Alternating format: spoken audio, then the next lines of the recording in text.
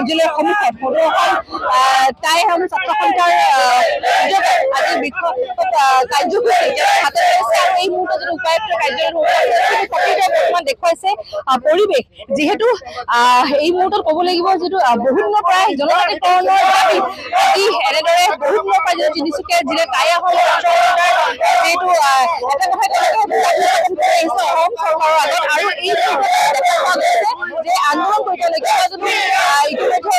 যিহেতু ইয়াত সদস্য উপস্থিত আছে লগতে যি গাঁও এনেদৰে সকলোৱে যিটো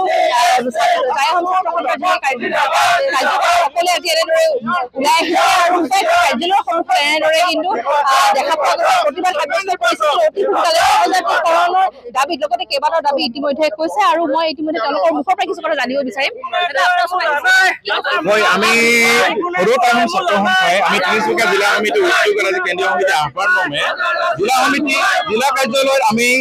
ধৰ্ণা কাৰ্যসূচী গ্ৰহণ কৰিছো কথা হ'ল কি টাই আহোম জনগোষ্ঠী আৰু সাহিত্য প্ৰদান কৰা নাই আজি 40 লাখ মানুহে কিন্তু তেওঁলোকে এই স্বাৰ্থত প্ৰতিবাদ কৰি আহিছে কিন্তু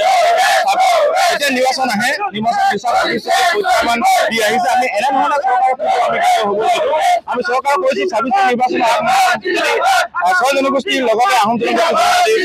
প্ৰদান নকৰে তেন্তে কিন্তু আৰু লগতে আমাৰ অসমৰ কীৰ্তিচিহ্ন হলিত বৰ্তমান চৰকাৰে কিন্তু আজি তাৰিখলৈকে যেনেধৰণে ব্যৱস্থা গ্ৰহণ কৰিব লাগিছে আমি দেখা পোৱা নাই আৰু প্ৰাথমিক যিসকল বিদ্যালয়সমূহ আছে তিনিচুকীয়া নহয় অসমৰ সমগ্ৰ অসমৰ পাঠদানৰ কাৰণে আমি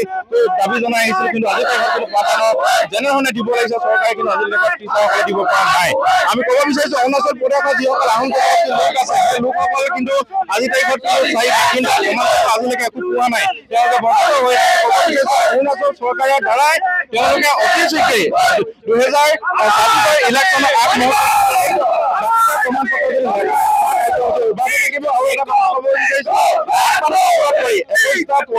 পৰিয়াল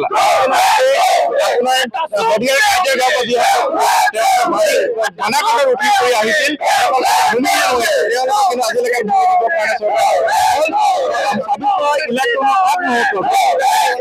দাবীসমূহ পূৰণ নকৰে আহোম জনগোষ্ঠীৰ মানুহখিনি ওলাই আহিব তাৰ কাৰণে কিন্তু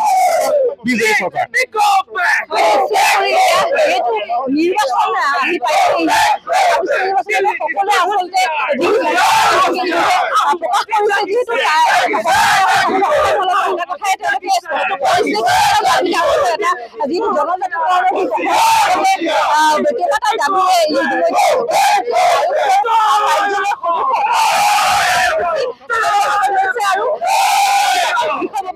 সদস্যসকল আছে সকলে এনেদৰে ওলাই আহিছে আমি দেখুৱাইছো তিনিচুকীয়াৰ কাৰ্যালয়ৰ পৰা আপুনি বিচৰা বাতৰি পাব কেৱল নিউজ 18 এপত নিউজ 18 এপ ডাউনলোড কৰিবলৈ স্ক্যান কৰক এই QR কোড গুগল প্লে ষ্টৰতো পাব এই নিউজ 18 এপ